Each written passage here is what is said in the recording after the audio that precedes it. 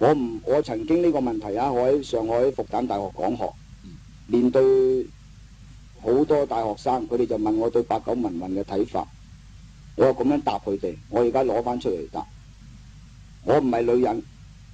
我唔知道女人生細路仔嘅過程係點，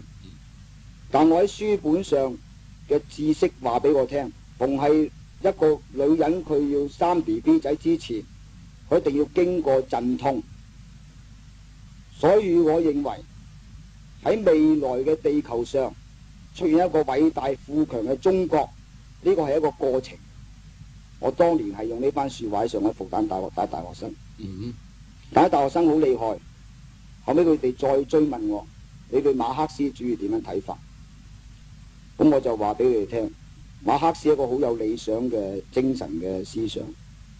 即係等於我哋一杯清淨嘅水。牛飲咗就變牛奶，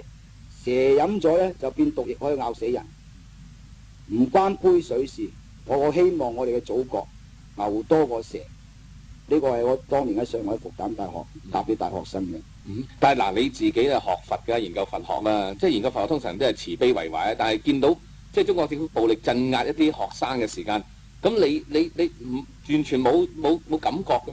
咩？我感覺咧就係話一隻手掌咧就打唔響嘅，一隻手掌打唔響嘅。我感覺我會為啲學生，唔係我感覺痛苦，因為感覺痛苦咧係解決唔到問題。我感覺啲學生咧係好愚蠢，佢應該要人咧，你要做到你能力做到嘅事，同埋你要做到你肯定你講嘅說話，話你用嘅力係可以改變到有效果嘅事，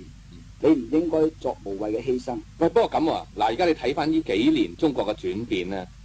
係咪無謂犧牲咧？如果冇嗰次發生，中國會唔會加速佢嘅開放，同埋咁快搞掂？呢幾年嘅事咧就話牽涉到咧，如果講玄學啲嚟講啊，個天都幫我哋中國。嗰次八九民運咧，所有學生咧係幫共產黨，佢將共產黨嘅團結力量咧更加凝聚一齊，佢哋先有能力咧去擋到蘇聯解體嘅衝擊。但係個天再幫我哋，